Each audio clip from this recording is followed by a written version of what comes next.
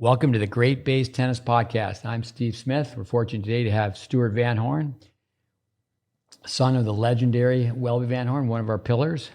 Stuart, welcome. I appreciate it. Thanks for the invite. Glad to be here. It's great to have you here. A few things about your father, so many Arthur Ashe quotes. You could tell a Welby Van Horn student from a mile away. Another one was, if you're going to start a student from scratch, the best place to go would be Welby Van Horn. And so unusual that a former world-class player taught beginners. And the results he had teaching basically just the children of the members of the facility, four courts in San Juan, Puerto Rico. Charlie Passarell, his formula, I love the word formula. Welby's formula is timeless. Fundamentals stand the test of time. I'll just go with one more quote. Alex Mayer, both his children are in the top 10 in the world, Sandy and Jean. And Alex Mayer said, paraphrasing, I consider myself to be one of the best 5 tennis coaches in the world. And then there's Welby Van Horn, and nobody compares to him. But why don't we work backwards and let's talk. Why don't you talk a little bit about his pro career? Yeah, sure. So my dad was born in California, and he grew up playing California junior tennis and national tennis. And he actually was the U.S. boys doubles champion, along with, I believe his name was David Freeman. I remember the last name Freeman, first name might have been David. But that got him noticed on the national scene. And he only actually played 3 years of in the amateur circuit. So back during that time, 1938, 1939, 1940, he was in his late teens. And he was good enough to get a spot in the first year in 1938 to get into the U.S. National Championships, which is now, of course, the U.S. Open, after the Open era started in '68. But the U.S. National Championship, in that year, he got in and he lost in the first round. I don't remember who it was to, but it was a great experience. And the following year, in 1939, he actually made it all the way to the finals, and he lost to Bobby Riggs in the finals. The next year, he played again, and he lost in either the first or second round. So he actually only had 3 amateur championship appearances before World War II broke out. And when the war broke out, a lot of the tennis players that were playing at that time, Bobby Riggs, Jack Kramer, the other notables. Yeah, Don Budge. Well, the ones that are a little bit more closer to my dad's age. Don Budge was a little bit older. Okay. Ellsworth Vines was a little bit older. Bill Tilden was much older. But they were all of war age, so they were all being drafted into the military. And many of them, like Bobby Riggs and Jack Kramer, they actually got drafted and they went into the military and served during World War II in that capacity. And there was a little bit of limited amateur tennis. The ones that were in the military were mostly going on tours, playing around different bases. But my dad had asthma, and he had it really bad. It was an affliction that it started when he was fairly young, probably 11, 12. And so he couldn't go into the service. He was not qualified to go in. So he had to work during the war. And at that point, that's when he decided that he turned pro. And at that time, when you turn pro, you're excluded from being able to play in the U.S. championships and Wimbledon at that time. So he went on his pro career, and I believe he turned pro in 1942, and he played on the pro tour until 1951.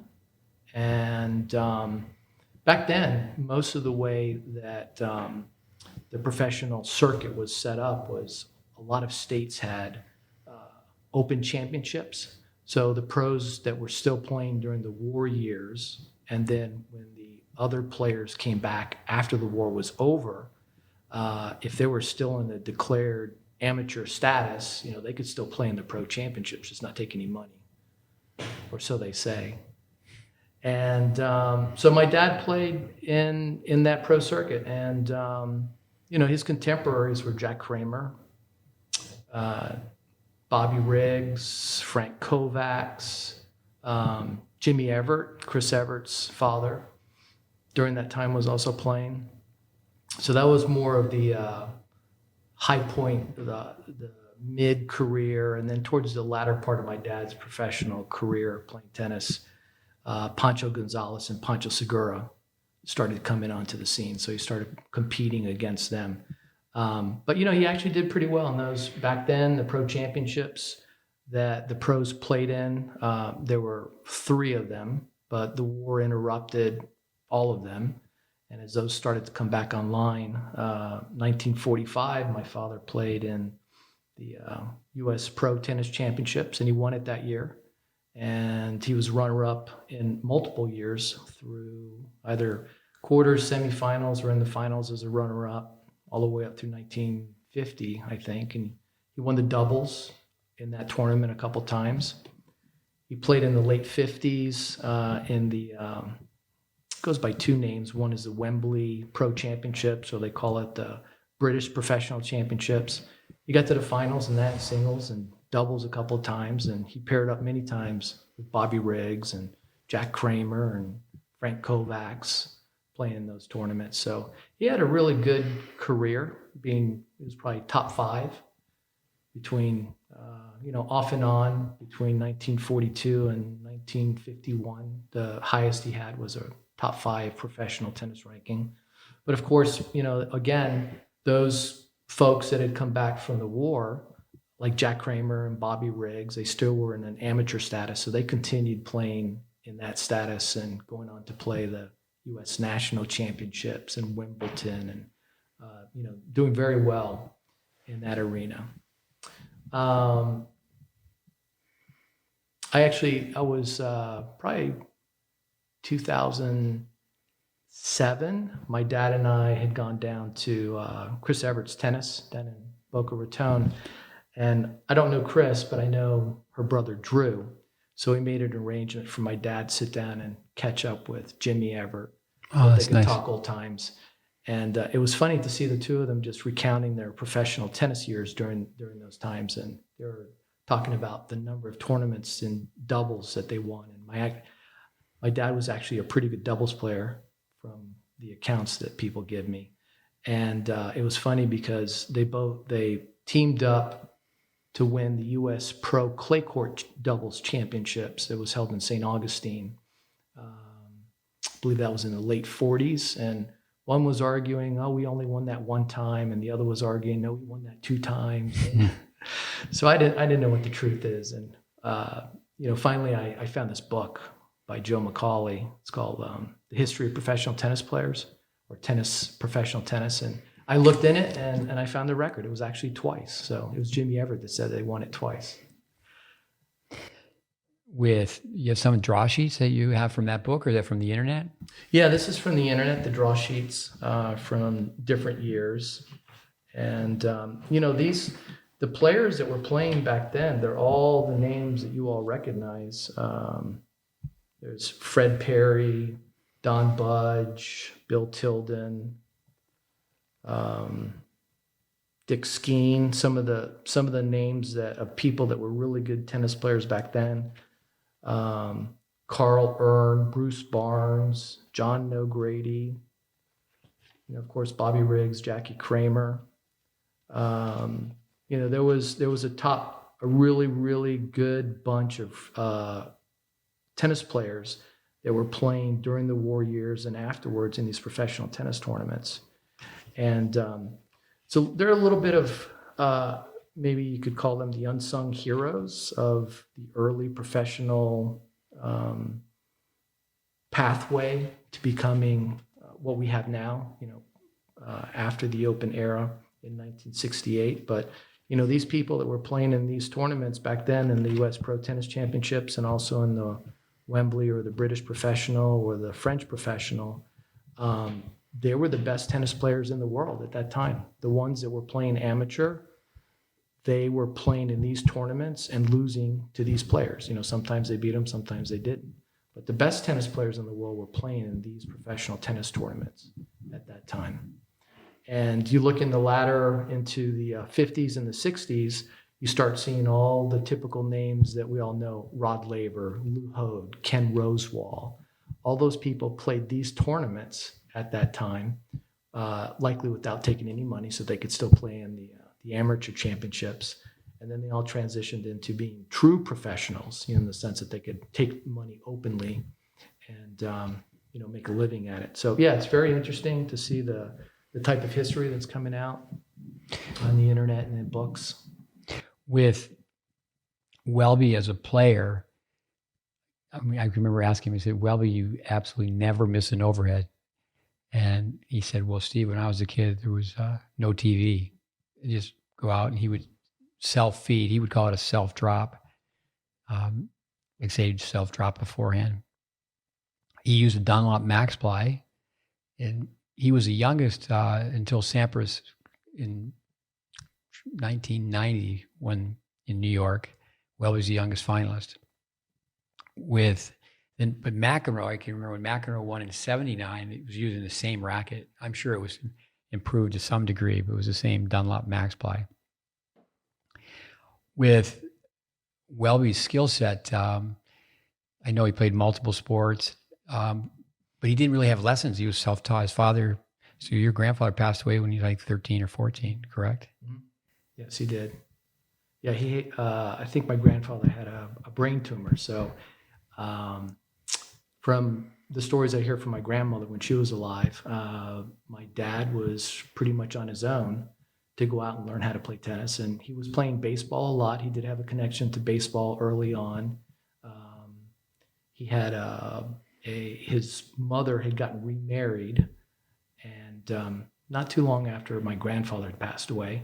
And that side of the family had some association with baseball. My dad really enjoyed baseball, and actually some of his earlier balance concepts in his teaching method came from form that you see when throwers, pitchers are throwing a baseball. The whole balance and technique, he used that a lot in his teaching method to explain to people. Do you know how to throw a baseball? If you do, show me. And then you say, okay, well, it's pretty similar.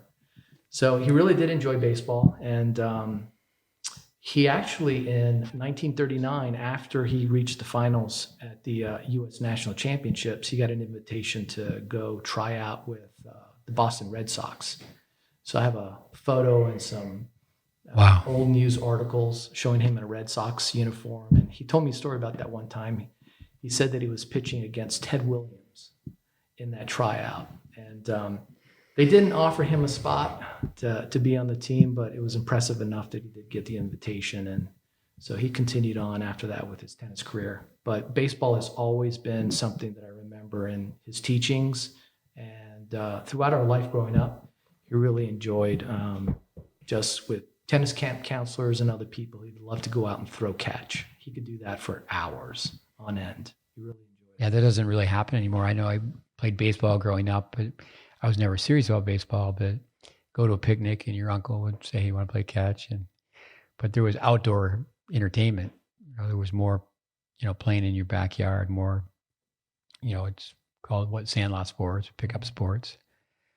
With Welby's competitive game, I don't think it ever went away, even though he may not have picked up the racket. But I would have met him in '79. I met Joe Brandy and his younger brother Andy the year before, and I was just told they grew up and were taught by Welby and said that he's the best. And so that's when his camp was at Choate.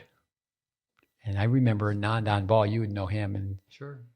Granted, there was maybe 300 people watching, but Nandan was a very, very good player. He ended up later being the Davis Cup captain in India.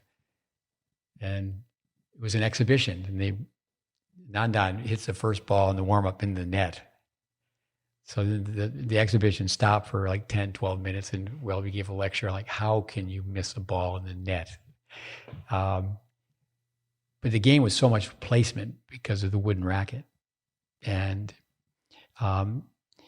Welby was, you'd have to tell me 79, I think he might have been 61, 62 years old. He won that exhibition.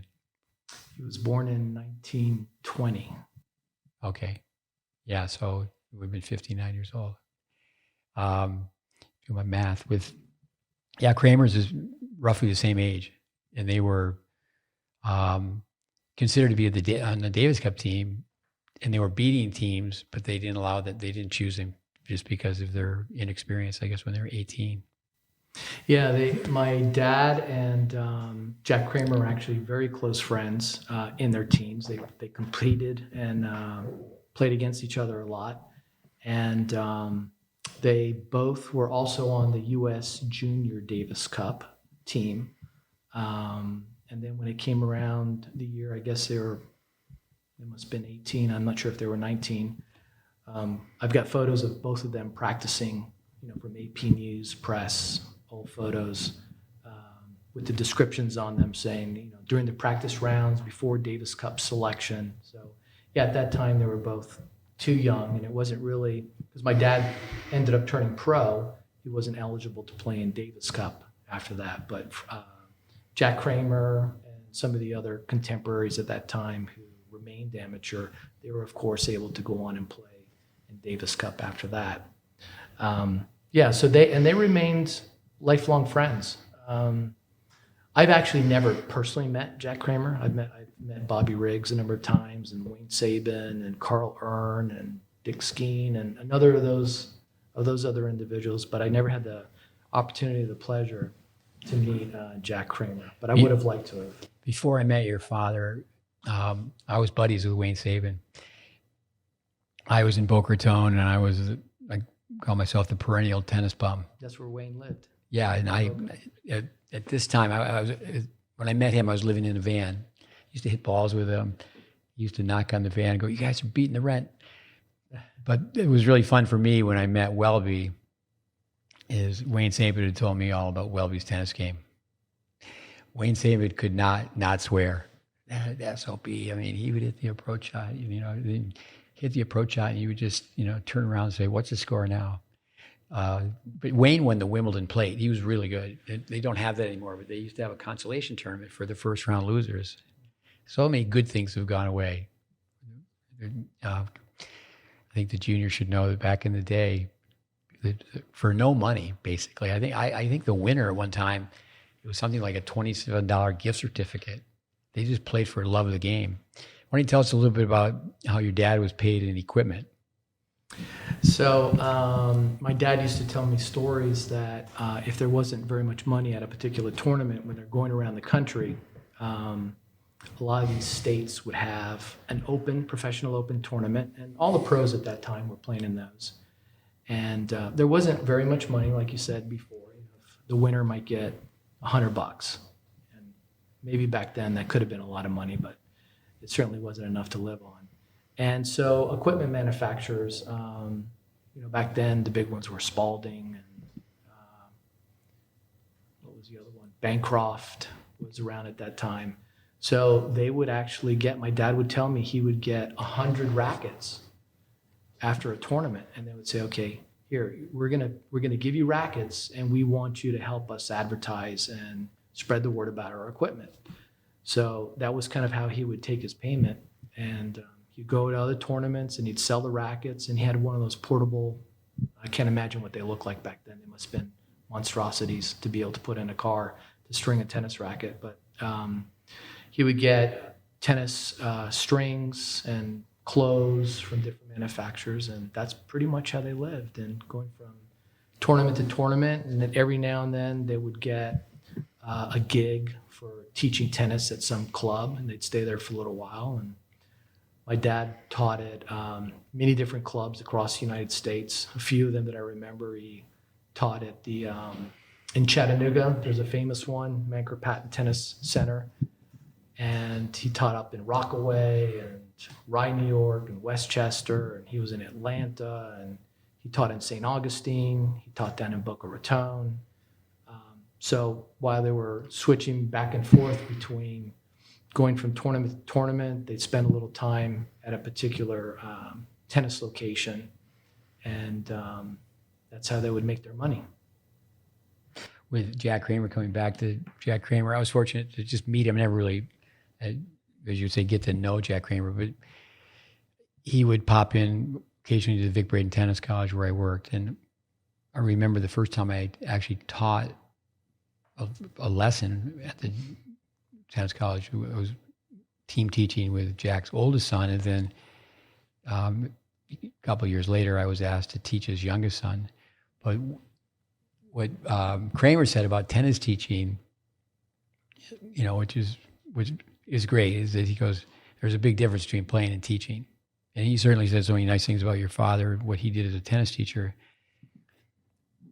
But with Kramer, one time he came to watch Vic's students, watch him hit the ball, and they hit for like 5 minutes, and he called him in and he said, I'll come back in a month.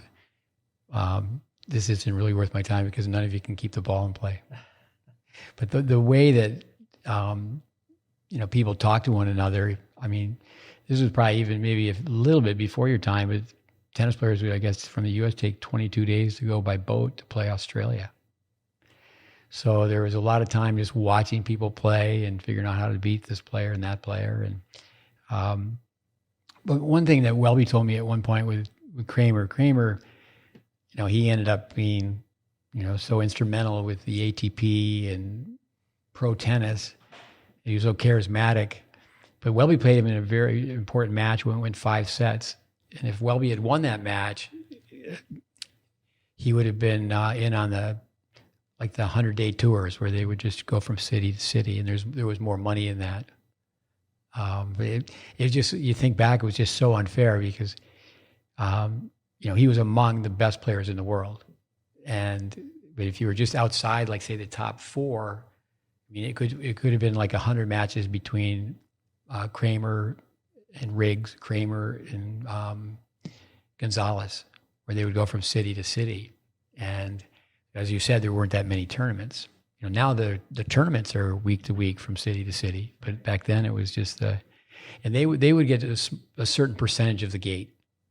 So it was significant money, and Welby was just on the outside of that. But Kramer got to the point, and that's how, what Vic Braden did for Kramer is he managed the tour. But it was just, if the listeners, I mean, they would have, they had an old school bus that was stripped, and they would take the court with them. They would put the court down on a hockey rink or a basketball floor. And that's amazing. Yeah. With Welby's skill set, here's a question off the wall. You must have played some ping pong or some putt-putt with your father. Oh, we played a lot. And he was, I think, as you know, my dad was very competitive. It didn't matter what he was playing. It was ping pong, putt-putt. If you're just out on the driving range doing target practice, or if he's playing backgammon, he loved to play checkers. He absolutely loved all kinds of card games, and he was extremely competitive. What a mind, yeah. Yeah, he exactly. He was very calculating and very competitive, and he just absolutely he loved the thrill of competing and seeing someone else on the other side of him, one of his competitors, like sweat because they know they're not going to beat him. Like what he did with golf. Yeah, exactly.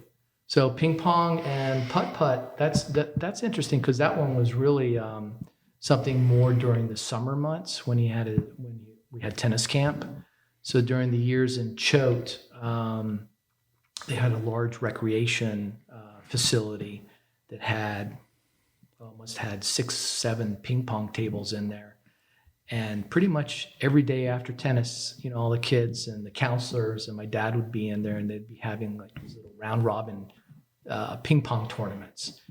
And it's funny because he wouldn't attempt to beat people. His motto is always, you're not out there to beat someone, you're out there just to make sure you don't get beaten.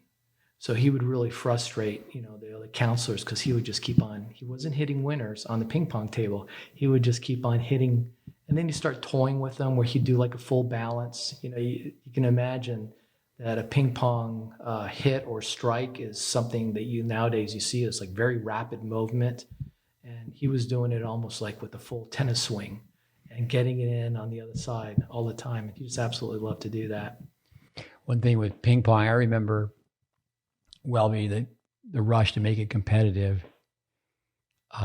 He found some poor kid who had the really thick Coke bottle glasses. Say, hey, kid, I'll wear your glasses. And he's playing with his opposite hand. I mean, just spotting people points, just to make it competitive. I remember that he would, wherever he would be, he'd ask, visiting friends or family or in some city, he wanted to know if they had PuttPutt. And he would go there and stay there till he broke the record, and then he would leave, whatever the course record was. Yeah, he absolutely loved PuttPutt also. There were a number of places that I think in all 3 locations where the tennis camp was, he always found PuttPutt. And it was always a big highlight to go out on it was usually towards the latter part of the week when tennis was winding down a little bit. Yeah. It was kind of ping pong after tennis every day. And then towards the latter part of the week, we'd be doing PuttPutt and over the weekend. And even tried to, at one time, he was looking into doing a PuttPutt course at the Hilton Hotel or somewhere in San Juan where he was living.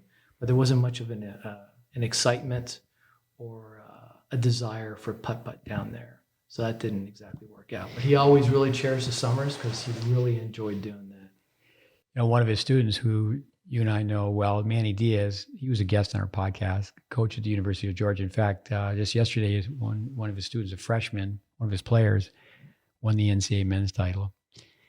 So I said, you can't escape the answer. You have to tell me. Got to pick a name. And he had worked with John Isner and Michael Pernfors, and they both cracked the top 10 in the world. I said, those two and Welby, who wins? He just said Welby because they were just so competitive.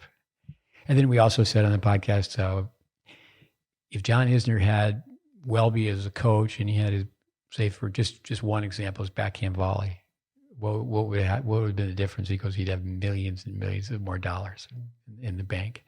With Welby, along those lines, he used to meet people and just say, how do you develop a tennis mind? And he certainly, he was the money player, where there's so many stories. It's actually in Ed Weiss's book, Written on Your Dad, The Secrets of a True Tennis Master. There was a pro tournament that I believe Manny shared this story on the podcast. So Welby's older, he's teaching all these juniors, but Welby created a pro tournament. And the young kids wanted to go, Welby, could you play with these guys? He goes, yeah, I think I can still play with these guys. And go, could we watch you play with one of these guys? And then the members got involved, the parents. And Welby said, well, we have to put something on it. There has to be some money involved. And he ended up playing the person who had won the tournament. I don't remember who it was at this point, but the world-class players were there. Who's who in tennis was there. And it was just one set. And all the members around the juniors, and Welby played, and Welby won. With that Max Ply racket, he used to play really young kids, and he would no strings in his racket and just hit the ball on the throw of the racket. Then he did, I guess, 3 cross strings or 4, and then to the main and go out and play with that. It's just amazing. Yeah, it's incredible hand-eye coordination, and being able to play with so few strings like that. Was always a big proponent of trying to hit the ball on the center of the strings, and it's like a point that he wanted to prove that if you could actually do that, you don't really need that many strings. You don't need all the strings around the tennis racket. You're only shooting for the ones in the middle. Yeah, somebody would hit the wooden racket, and you would say, "You're not playing my song." Yes, yeah. With Marty Fish, I hear his name when they talk about ex-tennis players who are really good golfers. Wasn't Welby didn't he win the amateur title in Puerto Rico? Yeah, he was actually a really good golfer. I don't think he took up golf until his 40s. So there used to be, I don't know if they do it anymore, but there was an Amateur of the Americas tournament. And all the really good amateurs from around the Caribbean and South America would come to Puerto Rico for this annual tournament. And he won that one time, and he was runner-up and was a really good golfer.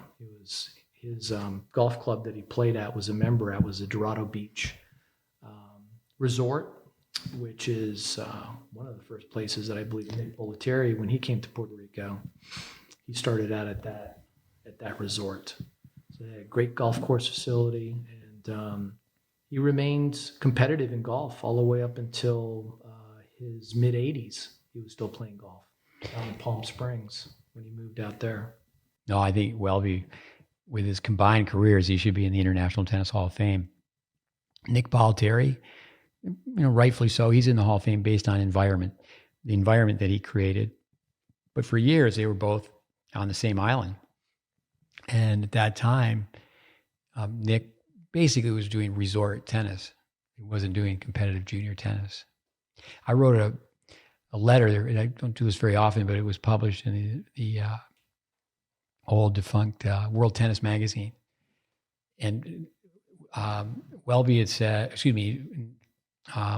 Nick Bollettieri was in the previous month. There was an article, and Nick had said, I don't understand the Welby Van Horn. I never understood the Welby Van Horn classical stuff. And then my letter was to the editor, was published, I believe, because I had worked for Welby, and I never was on Nick Bollettieri's payroll, but he had hired many people I trained to teach tennis. So my opening sentence was, well, I'm just that. I worked for Welby, and I spent a lot of time dealing with Nick Bollettieri, even though I never worked for him. My students did. And I said, we should just speculate what would have happened if Nick, the environment he created, and all those young players had the Welby Van Horn formula, this system. And I think Welby, one of the reasons of many that he was so successful, because he was such a good player. You're going to get kids' attention when you can play so well. Right. But also, too, he's very humble. I remember him saying that one thing that really helped him out is one of his first students was Charlie Passerelle. So early on, he just had a student who was so good. Julie Anthony wrote this in her book, that Charlie Passerelle wanted to quit tennis because he, was complaining to his mother that Welby was being too tough on him. And Joe Brandy overcame polio, and one leg was a little bit shorter than the other, and he was ranked like 33 in the U.S. in the 18s. And they're cousins. And Mrs. Passerelle, Charlie's mother, said, hey, if your cousin can play on one leg, you can toughen up and go deal with Welby. Why don't you describe a little bit about, this was all done on 4 courts. Yeah, it was a very small tennis facility. It was at the Caribe Hilton Hotel in San Juan. That hotel was built in the late 40s, I think. My dad got there. He arrived in 1951.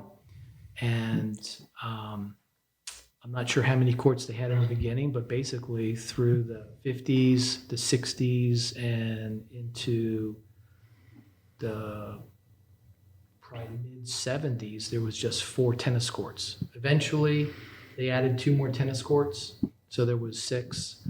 But during the time that all those really good young players of the club members, like you described, they had 4 courts to play on, and there was a lot of competition for the court time between the guests, the hotel guests that were coming there.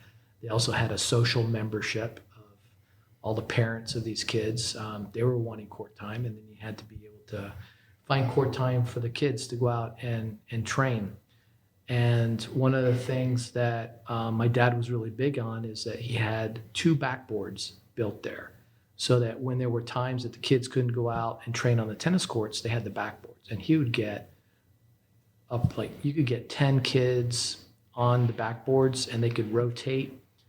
One would hit up against backboard, then someone else comes in, hits the next one, and so on and so forth. So he did a lot of different training techniques on those backboards to be able to get the kids stroke time so that they could develop their strokes, because you don't necessarily have to be on the tennis court all the time to be able to develop your stroke, your timing, your adjustment of your body to know where to be able to position yourself. You can get a lot out of a backboard in doing that. So it was a real balancing act, and it's absolutely amazing on those courts how many really good players came out of it. A lot of,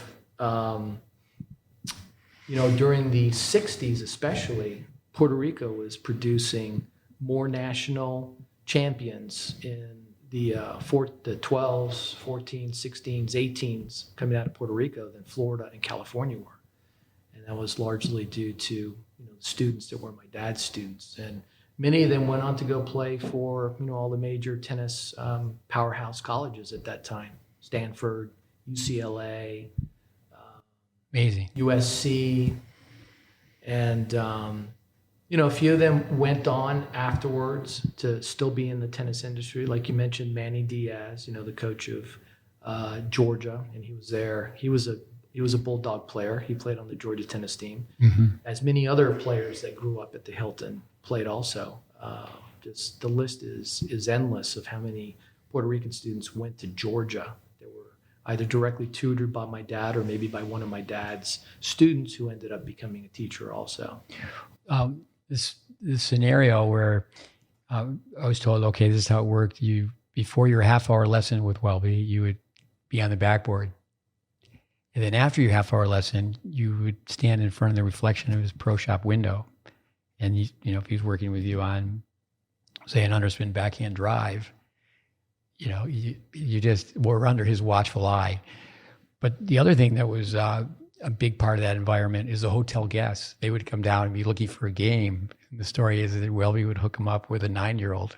And they would kind of roll their eyes, and they would go lose to the 9-year-old. And they'd be there for a 7-day vacation, and they would come back, and they'd come back the next day, and they'd lose to another 9-year-old. That's actually how the tennis camp happened with the businessman Phil Eisenberg.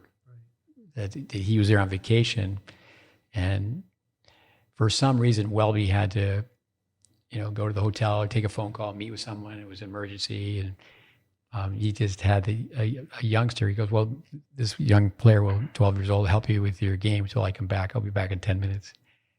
And Phil was just shocked at how well the 12-year-old taught him during that time. And that's where, the tennis camp idea began. Yeah, Phil Eisenberg and his wife, Betsy, they had a phenomenal relationship with my father. 3 different locations spanning the early 70s through 1991, I think is the last year the camp occurred. And Boca Hotel. Was it Pinehurst in between?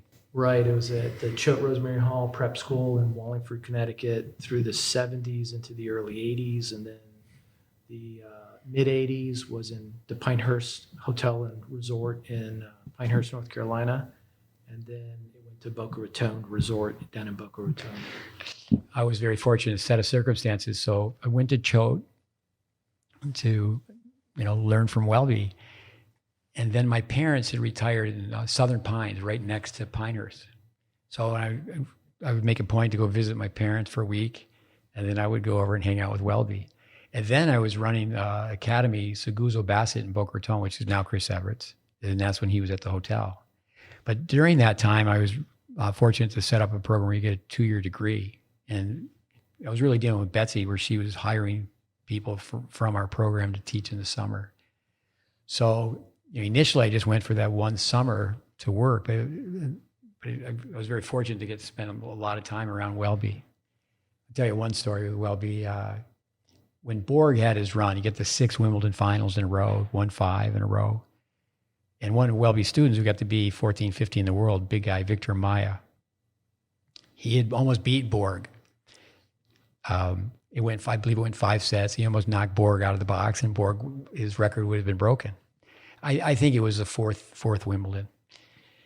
And so I just was fortunate enough to be able to just tag along and shadow Welby. I wasn't coaching on the staff. I would just go. I mean, I made that my vacation to go hang out with Welby. Spend time with my parents in the evening and Welby during the day. And so this journalist from the New York Times comes down and he says, "Do you think Victor Maya has a chance this year?" He goes, with it, they just went off, and he goes, "Well, with his serve, he always has a chance." It was on grass. But then he just went through a complete breakdown of Victor Maya's game. I taught him to do this when he was a kid, and now what he's doing on the backhand volley, and just amazing. With I think one thing, special experience was when he was in extended care towards the latter stage of his life, and I sat with him and watched a Federer match. He was so big on balance. He loved Federer. Yes, yeah, he did. It was one of his favorite models. It was closest to his methodology. And in his, he lived to be 94, so he's still tweaking his system. And I just remember saying, I was wrong on the forehand side where, he had the beginner's grip and then the championship grip, but it was circumstance because back then the grass was so bad. When it would rain like at Wimbledon, and 3 out of the 4 Grand Slams were on grass, there was no crew to pull out the tarp. Back in the day, the players didn't even have chairs to sit down in. If you look at the changeovers, they're standing. And then by the second week, especially in England where there's so much rain, the players are wearing spikes. So they just didn't want the ball to bounce. And the composite, some people call it the Australian, on the forehand side, that much of a detail where the grip could go over, on the grip turning 8 sides, just 1/8. That's what he's saying, that's what should have happened with his system. So he's always trying to improve it. And that's what winners do. Right. Yeah. And that's actually when I was growing up and, learning the game also, it's a lot of it was you hit a flat ball with that grip and then you hit an underspin ball on both the forehand and the backhand. And as you said, as he progressed through his thinking about what he called the range of correctness, his range of correctness might have been a narrow band of what he thought was appropriate, and you did not go beyond those. But his band expanded over time, and so the range of correctness expanded. And he was always a proponent of making sure you learn the fundamentals, and I think that's from his early career. Like you said, the types of playing surfaces that they played on had a large impact on his style that made its way into his teaching methodology. And then as court surfaces and equipment changed and people started hitting more two-handed backhands, he was constantly reevaluating that range of correctness and what would be an acceptable, and incorporating that into his teaching methodology. I don't think I started really hitting topspin with a semi-Western grip until I was probably into my teens and learning that. And that was mostly coincident with progression of playing surfaces and equipment and things like that. Because I also played, for a very long time, I played with a Dunlop Max Fly. And there's a lot you could do with that racket back then. But as you're starting to play other people who are getting into, I guess it was in the late 70s, Prince came out with the large 110 size wooden racket. And I started playing with that. And it was a little bit of a battle with my father as to whether or not there was better equipment that helped me play better tennis. So it was always a little bit of he moves a step forward, then maybe takes half a step back, and then he moves a step forward. And it wasn't always a linear progression. It was constant reevaluation of where that range of correctness was. For our listeners, I became very involved with Dennis Vandermeer, learning more about tennis teaching. In fact, when I was trained by Dennis the first time, I raised my hand. I don't think he really liked my question. I said, "Who else should we study under?" And he said, he only mentioned one person, it was your father. And he said, Welby Van Horn.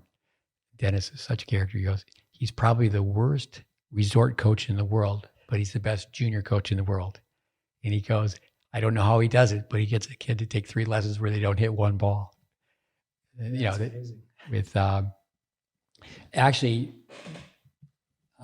Stuart brought this in today. It's an old record with Welby Van Horn. In fact, our library, Andy Fitzell is part of our library in Germany, and he sent excerpts of this to us digitally, listened to it on the phone.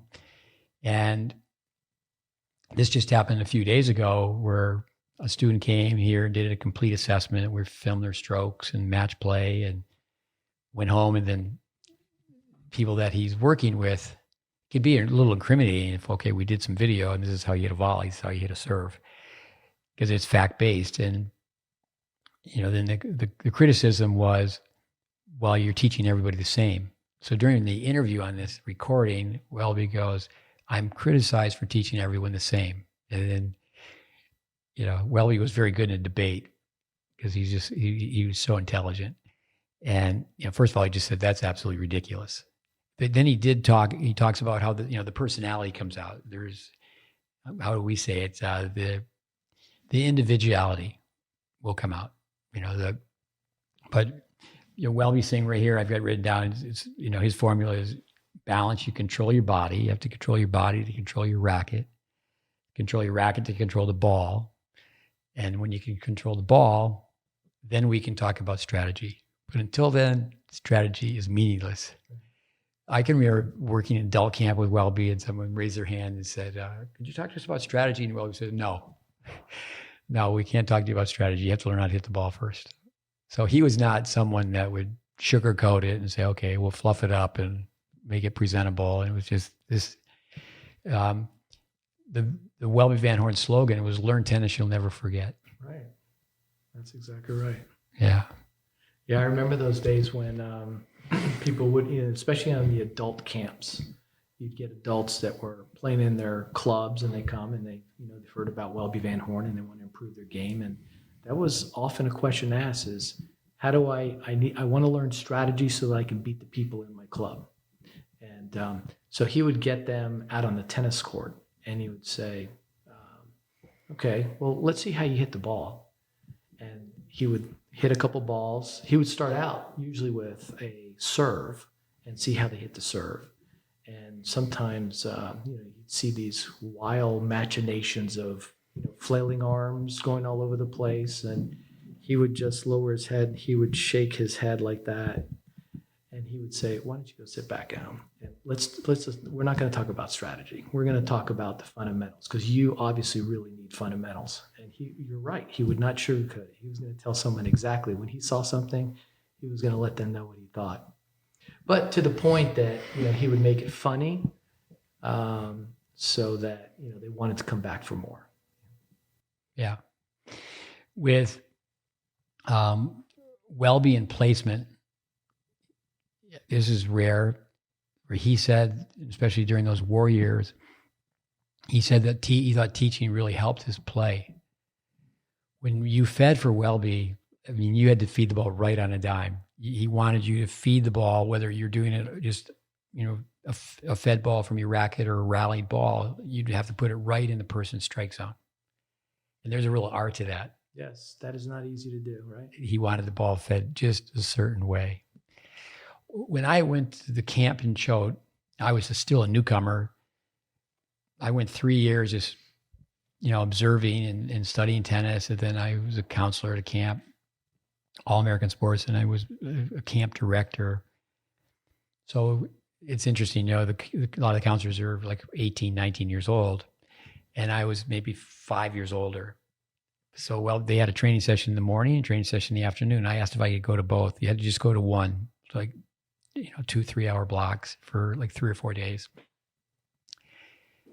And I was asking questions, and I can remember my assignment was they had me team teaching. I remember Betsy saying that we thought you were so nervous, because you're just, you're asking all these questions. You want to go to the training session twice. And not many people know, but to this day, Charlie Passerell, timeless. No one was better. No one has touched what Welby does with beginners. And it's so sad. That's what we're trying to do with our free content, is try to carry the torch. The no racket, no ball, hands on your hips. I'll tell you a story with one of our students is very successful, Craig Tiley. He's now the CEO of Tennis Australia. But he, at that time, was the director of player development for Australia. And in New York, the teachers conference, tennis pros from everywhere go to the US Open, make it a vacation. But there was a 3 or 4 day workshop for tennis teachers, tennis coaches. And I was in the audience. Tiley was giving a presentation. And he spent 7 years with us, so he certainly knew, even though he never worked for Welby, that most of what he was doing was a Welby Van Horn introduction, with hands on your hips, the body balance positions. But Welby, with all his success and so many, the world-class players making comments like an Arthur Ashe, and there's so many of them. There's many testimonials in the book that Ed Weiss wrote that Welby never spoke to the USTA, never paid a presentation with the USTA or the USPTA. That just baffles me that didn't happen. Yeah, maybe that's attributed more to his sort of thinking in tennis, is that he wasn't someone like a Nick Bollettieri or the others that were more into maybe a little bit more on the commercialization side. So even though it would be a presentation at USTA or USPTA, that's not necessarily commercialization, but it's he had his way and his method and his venues that he liked to be able to teach his method and spread his methodology, and that going in that direction just maybe the growth of tennis has gone more in the direction of, well, if you're going to be successful as a tennis teacher, you need to get your word out there. Back then, everybody knew about him, so there was really, in his mind, no need to have to go and speak at a conference or something like that. People already knew who he was. Yeah, no, I think really how it spread was through his players. Right. And then there was a delay because his players, they were players. They were not, like say Vandermeer was training tennis teachers, where Welby as players became after their careers. Right, and they all had their different niches, right? Vandermeer was teaching tennis teachers also, and Bollettieri is more of taking the kids that had kind of already had some instruction, some I guess basic understanding of tennis. Yeah, and I think which is debatable also, but he was more of a trainer and a motivator. Oh, for sure. No, that and Bollettieri knew. Bollettieri certainly knew. With everybody knew. But with Welby, the USTA, Scott Schultz, really nice guy. He's retired now. He invited me one time to a meeting up at the USTA with himself and a couple other people, and we're talking about having a committee for a curriculum, and I said, they want to know that I was just being considered, would I like to be part of the committee? And I said, I don't think we need to do that. Tennis in America, there's, people need to know the Welby Van Horn formula. As in, say, for example, Braden with science or Vandermeer with progression, and then put that together. But that's where it's just really unfortunate with that people don't understand that Welby, he wasn't recruiting students. Somebody who helps us with our podcast, Andres Barbosa, on the podcast, he said 90%, that's his opinion, 90% of tennis is recruiting. Welby, 0. Those players were on, initially 4 courts. And again, repeat myself, they were just the children of the club members. So the hotel had members. And, you had to be a member of the hotel or a member of the club. So that's just so much the opposite today. I mean, I don't really like the idea where people, I call them third base coaches. I was very honored when Welby said we're cut from the same cloth. Certainly not as a player, but I would never want to be the guy at a tournament, the gal at a tournament that's handing out a business card. Your kid's on third base and they're about to score, and I'll coach you. And if we had more first base coaches, like Arthur Ashe said, if you had to take a player from scratch, and I think Charlie Passerell says it quite well, is that there's a lot to coaching. The intangibles. When Tim Galloway's book came out, and this is in Ed Weiss's book, and Welby was asked about the inner game. Welby's very articulate, and they asked him, and he's was a deep thinker, and he said, "I teach the outer game." And you could just see, and it's actually we get that all the time, where people can identify our students, and in one sense, it's a compliment that you can identify. And basically, our students are a reflection of Welby. But it's actually sad for tennis. When you look across the courts, and especially the way it's going now with game-based instruction, instant tennis and all these things where, kids aren't serving and going to the net. They're playing one-up, one-back doubles. Granted, the equipment has something to do with that. The fact that they're ranked at such an early age. You couldn't be ranked at one point. The first time you could be ranked in the United States, you had to be 13. So so many things have changed. But with Passerelle saying timeless, I think of Welby, I think of John Wooden, the basketball coach. This also, sense of humor, but serious. It's like with Bill Walton, his famous player, didn't want to get a haircut. And John Wooden said, well, that's fine, Bill. You can have long hair. We're going to miss you around here. You had to get a haircut.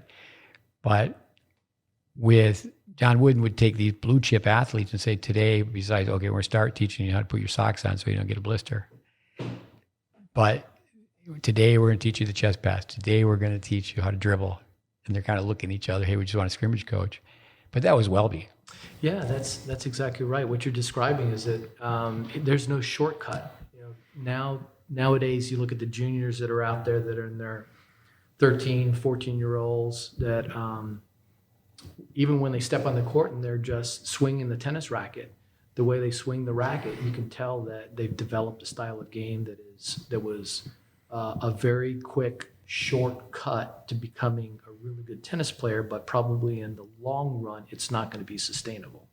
And that was what really was Welby's mantra, tennis for a lifetime, is that there's no shortcut to becoming a really good tennis player. And so you have to go through these steps when you're young to learn all those basics that you can then build upon later in life. And if you're taking all those shortcuts, you're going to be missing a lot of things along the way that's going to help you sustain yourself into the future. And that's probably why we still have an issue in U.S. tennis, that you have too many of these students are being taught the shortcuts to get there very, very quickly without really thinking about, okay, what's this going to be, the impact on them in the long run. Yeah. With Welby, you think he created a train. So the 18s were pulling the 16s. So that's very powerful. But also, too, like the comment with Charlie Passerelle's mother is respect. Obviously, the respect as a player, but people respect success, and success breeds success. But he did it with the word development. He didn't do it with the word recruiting. There was no backroom deal. And, actually, when he got into the tennis boom came along, the tiebreaker, Welby then had to get more into, say, group dynamics. But he was basically someone who's just teaching private lessons. And they would go to the backboard, they practice with each other. And he was really big on mini tennis, too. Yes, he was, absolutely. That's that's timeless, along with the backboard and playing mini tennis.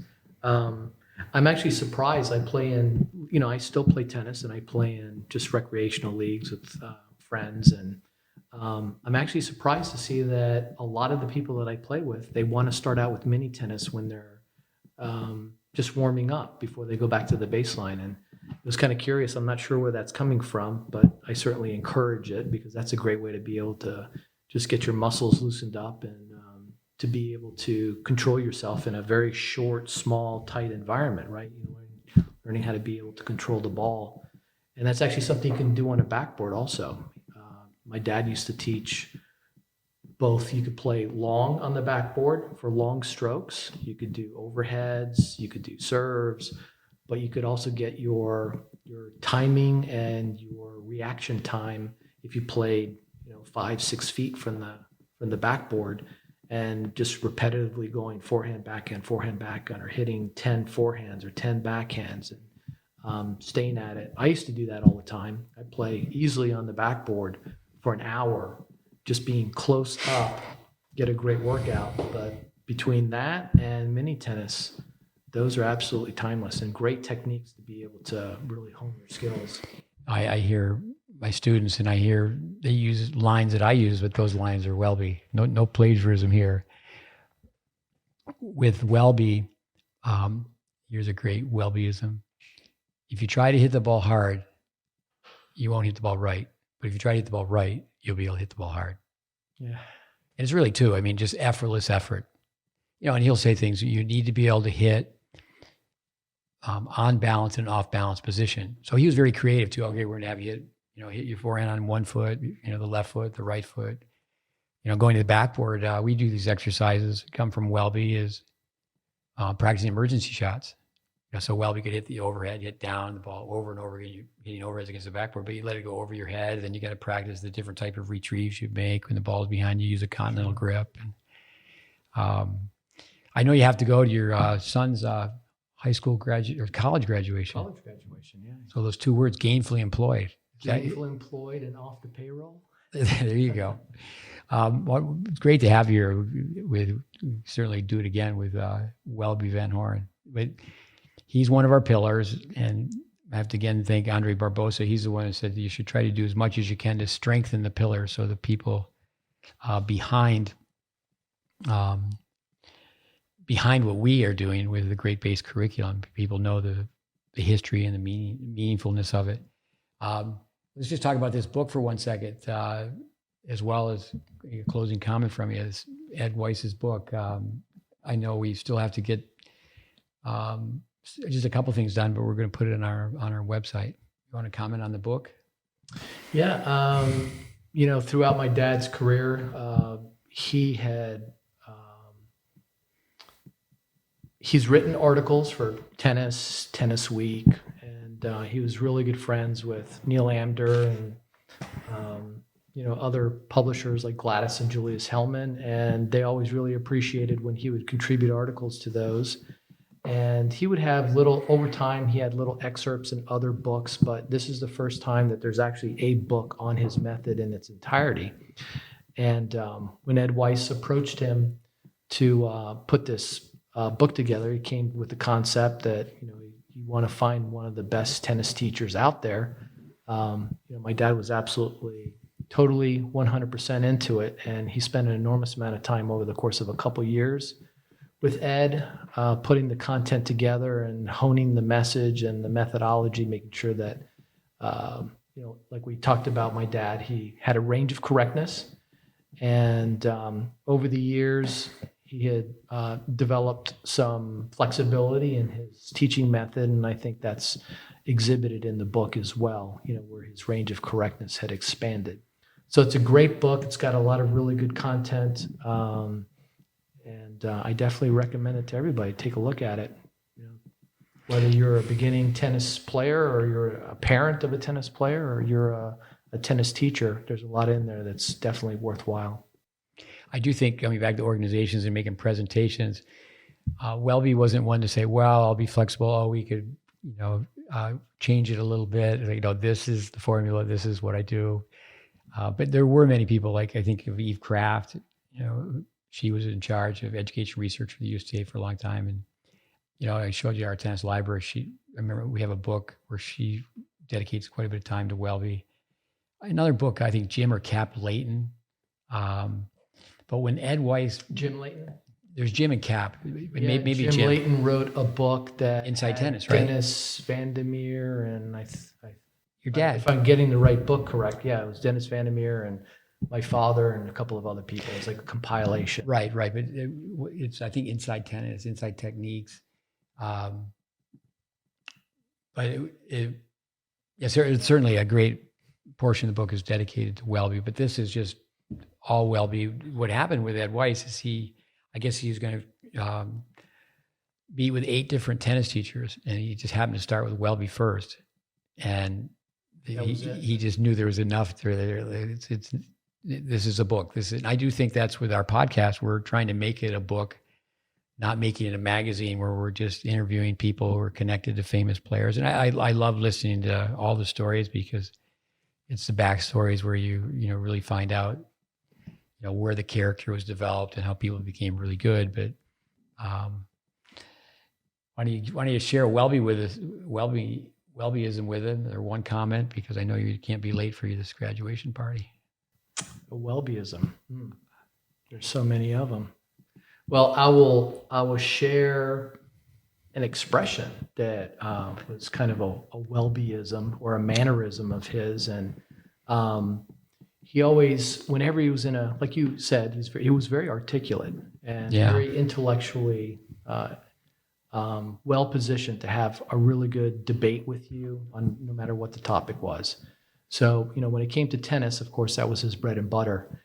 And one of the things that when he was trying to make a point in a conversation with someone, he kind of did this Spock raise the eyebrow thing, and he kind of Yeah, right. Yeah, exactly. Yeah. You ever saw that? Oh, yeah.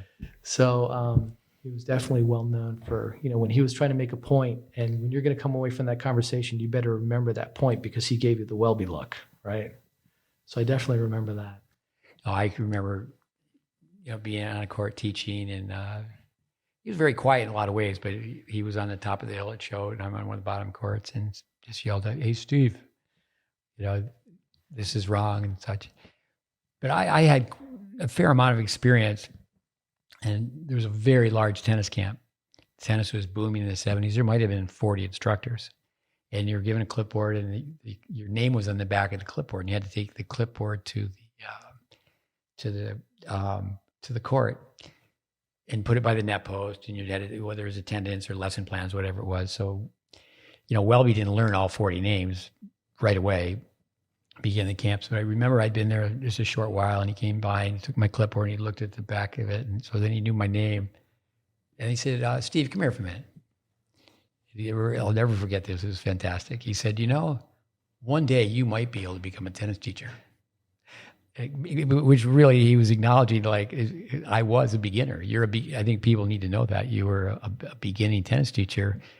But I certainly, that was a focus. I wanted to become skilled, and that's why I went to spend time with your father. And every day, it's amazing. It's I have 2 players here right now, not to mention what academy.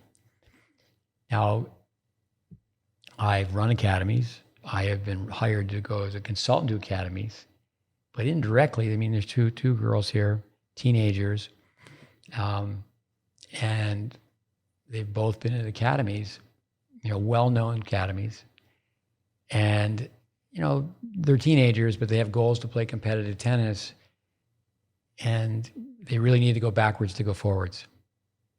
It's okay. We put you through, and we. Put them through a skills test, hitting targets. We have them play points. We film them. And, that was amazing about Welby, because Braden ended up using, not too many years later, a lot of high-speed film. And really on his own, and just that the logical, methodical thinking is without really, I know that Welby had the film on how to teach tennis, but, he started, I think, in 51 in Puerto Rico. Video film didn't really exist back then. That's right. That's why he was using the mirrors in front of the tennis shop. That was his version of film. Yeah, out-of-body experience. But it was just amazing. When you think about what was produced, again, 4 courts, just the children of the members, and you're talking like Charlie Passerelle, all the way to the top, just world-class tennis. But anyway, Stuart, thank you very much for coming in and give me the high five. We'll get you off to your party, wave goodbye to the camera. We'll come back and just follow up with a few comments. Thanks again, Stuart. It was great. I appreciate it. Thanks for the invitation. Yeah, it was fun. Okay, wrapping up our conversation with Stuart Van Horn, Welby's son. From my notes, with our podcast number 15 was dedicated to Welby. You go back and listen to Manny Diaz, a student of Welby, now successful, I think 41 years at the University of Georgia. Ed Weiss, who wrote the book, Secrets of a True Tennis Master, was a guest. On our course, Tennis Intelligence Applied, there's many times Welbyisms throughout, like, for example, the Welby Van Horn body balance positions. But clip number 155, I believe there's 365 short videos. One of my students years ago sent me a CD and said, "Oh, Steve, you're going to love this. It's an interview with Welby Van Horn." And there was only one question. "Welby, if you had to name one of your tennis tips as the number one, what would it be?" And it was choking up on the racket for beginners. Because when beginners collapse their wrist on a palm-up serve or a wristy forehand, the racket comes back and hits them in the forearm, right above the wrist. And on the clip, we take a racket and we just make the butt cap larger and have the bottom part of their hand slightly above the butt cap. And then as the player gets older, their hand is only even with the butt cap. A Welbyism, don't let their hand come off the racket. Players like the hand off the racket. And you'll hear, well, it's a power source. It's not much of a power source. it's really the ground reaction force, the kinetic chain, the leverage hitting away from your body. The young player in that video clip, he was a very good tennis player. He went out and played at Rice. One thing in my notes is Welby Van Horn's favorite student. I took someone to visit Welby when he was in the extended care in his 90s, extended care nursing home. And he mentioned he had a student that was a very good basketball player. He was in his 30s, had a successful professional career. But again, a very good basketball player. And he went through the camp at the beginning of the summer, went home, did everything he was told, came back at the end of the summer, liked it so much, scheduled another session at the camp. And then when he was leaving the camp, he left and headed towards the airport and then headed back.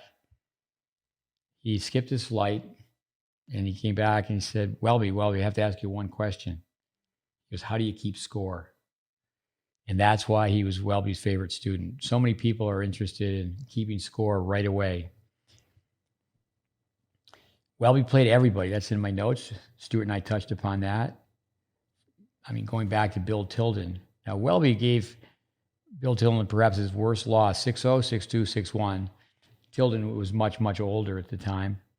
But Welby, he played against Budge, Kramer, Riggs, both Pancho Gonzalez, Pancho Seguro. Welby said that Budge was the best player he played against. Tennis world's a small place. Dennis Vandermeer's first wife, Linda, was an excellent tennis player, and she was taught by Welby. One of Welby's students, this is in my notes, touched upon it, Joe Brandy. He coached Pete Sampras, 1990, when he won his first major. Joe's daughter, Christina, became a very good player. She was 27 in the world. Joe's younger brother, Andy, was very successful throughout his career, both of them. Andy, a Welby student, won NCAA titles at the University of Florida. His son, Chris, went on to be an All-American. That's really how I got connected to Welby, was through meeting the two Brandys. They both worked at All-American Sports. Manny Diaz's name came up, University of Georgia, NCAA titles. His sons actually played for him at the University of Georgia. Here's a fun story, Welby. Dan Goldie was an excellent tennis player. He beat Jimmy Connors at Wimbledon. He won the NCAAs. I think it was 1986. Played at Stanford. Jack Shore was his coach. Jack Shore told me this story on the telephone because Dan Goldie said, hey, you need to talk to my coach. I called him up, and when Jack Shore was on vacation in Puerto Rico with his wife, it's as if the vacation stopped there. Add to the story, he said, hey, honey, I'm not going to do anything on the vacation but sit here and watch this gentleman teach tennis. He just stumbled across Welby and then in spellbound awe just sat there and watched Welby for the rest of his vacation, and he modeled his tennis teaching after Welby. Said he had never seen anything like it. And for those people who've been around a long time, Dan Goldie, if you watch him hit the tennis ball, you can see that he had very efficient strokes. The late Tom Fye, I worked with Tom at the Vic Braden Tennis College. Tom was the tennis director at Indian Wells. And quite often, I'd say every time here recently, because the Easter Bowl has moved to Indian Wells. And there's a picture, I should say there's on the tennis, I've sent many pictures. At Indian Wells, there's a backboard and it says Welby's Wall. That comes from Charlie Passerell. He's not the owner now, but he's the founder of Indian Wells. So Tommy, he was watching Welby teach, and I remember him saying, I just don't get it. I said, well, you have to watch for a long time. It's going back to how Welby would teach, he would have a player just stand right at the service line, whether they're teaching the volley, the serve, the ground strokes, take them out of the context of the court. And as we talked about, they would not hit tennis balls. It would just be posturing, body balance positions. Welby was like an artist, and he was just a sculptor. He's working with clay. For our students who have been influenced so much by Vic Braden, he didn't do that. He didn't get right next to the student for the most part.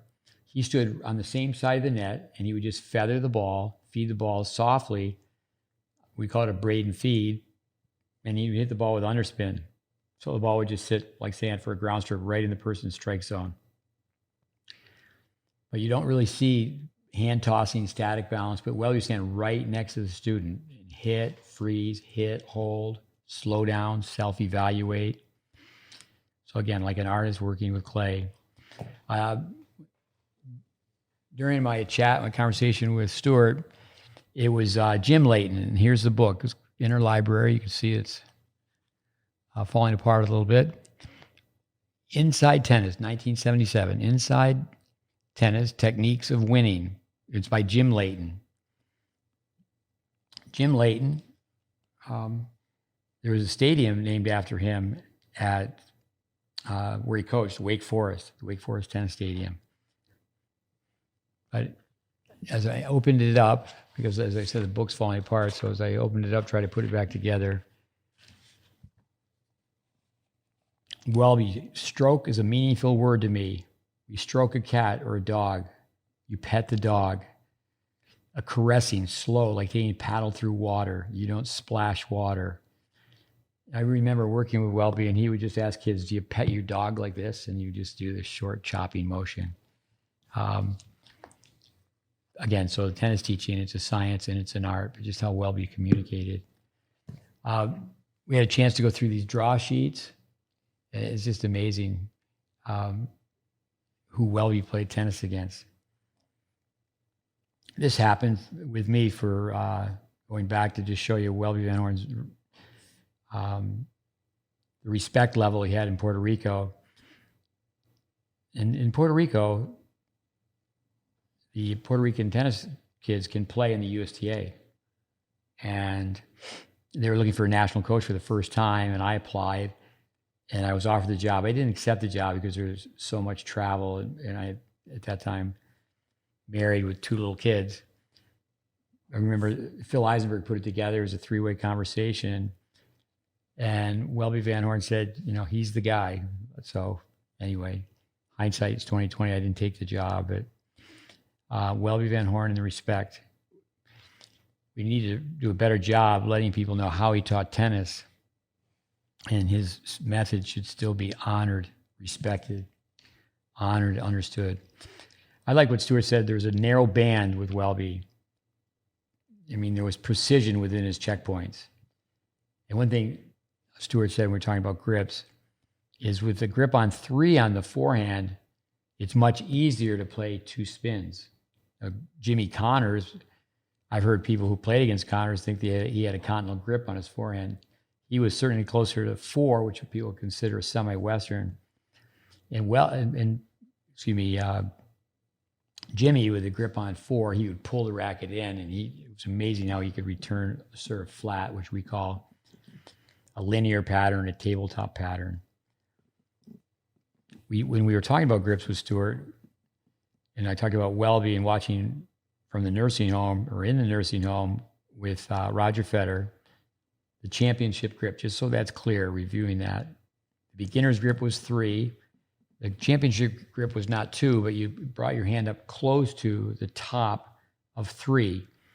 But that's because tennis was different with the wooden rackets and 3 of the 4 Grand Slams being played on grass. I think this is something I could have mentioned while Stuart was here. When I met Stuart, I was on Hilton Head Island doing some things with Dennis Vandermeer, and I was hitting some balls with kids that were rotating. A kid hit the ball really well. I didn't know. I just said, "Hey, kid, what's your name?" And he said, "Stuart Van Horn." I just caught the last name. And I said, "Oh, Van Horn." I said, "One of the best tennis teachers in the world is named Welby Van Horn." He goes, "Yeah, it's my father." Here's a few things just to end this with. If you, the listeners, you get a picture on this for success. Well, Welby was, and he used to say it's a major bonus. You don't have to be a player to be a teacher. And he would stress that. It's a major bonus if you can play. He also talked about Charlie Passerelle in his early career where he became very successful, and that, made people listen to him more, listen better. We brought it up the backboards. 15 minutes a day. How many times have we told it to the kids? 15 minutes a day is equivalent to an hour balls hit. Every day, twice a day, shadow swinging in front of a mirror. Matches with his young players being able to play adults. And actually, there should be leagues where, what were these matches years ago? Youth versus veteran. But 10 and under kids would be the benefactor. It would be a major plus if 10-year-olds were playing 55 and 60-year-olds, playing senior citizens, basically. Respect. He had the players' respect. He had the parents' respect. It was almost like a European club when you think about how people were loyal. They knew they could be there from beginning to end. They didn't have to bop and shop. I was in a weight room just today, and a young player came in, and the person who was been on our podcast helping us out, Brandon Flanagan, he put the studio gym, the FM Performance Center together as a young player who years ago, he took lessons from Brandon and hit the ball extremely well. And he didn't stay the course. That's so important. People start the course, stay the course. Just the story of a player. Not too many players stay working within the fundamental framework that they were taught. Framework. If you're going to build a house, you need framework. You think of Daniel Coyle's book, The Talent Code, and that would have been an example if Welby was alive, or I should say during the time that Daniel Coyle wrote the book. That would have been a great place. As Daniel said in his book, there's only small pockets, and I think that's very true here in the United States. There's only small pockets of where tennis technique is taught and taught well. So an environment, from the parents to the players to the coaches, to get it.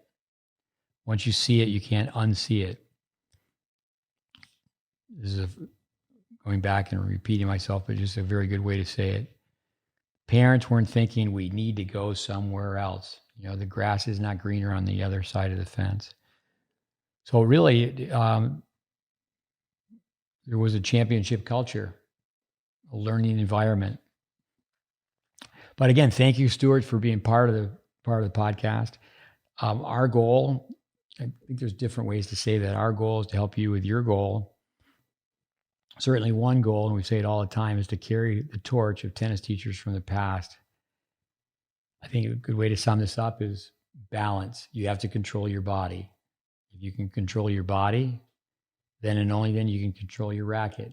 If you control your racket, then and only then you can control the ball. And as you control the ball, then you can intelligently play tennis. Welby, 95% of people play at tennis, 5% of people play tennis. And live and let live. If people are hitting and giggling and hacking away, no problem. But if someone wants to play serious tennis, Welby Van Horn, learn tennis you'll never forget. Okay, thanks again, listeners. I hope you got something out of this podcast. We always say golden nuggets for your tennis treasure chest. Adios, amigos.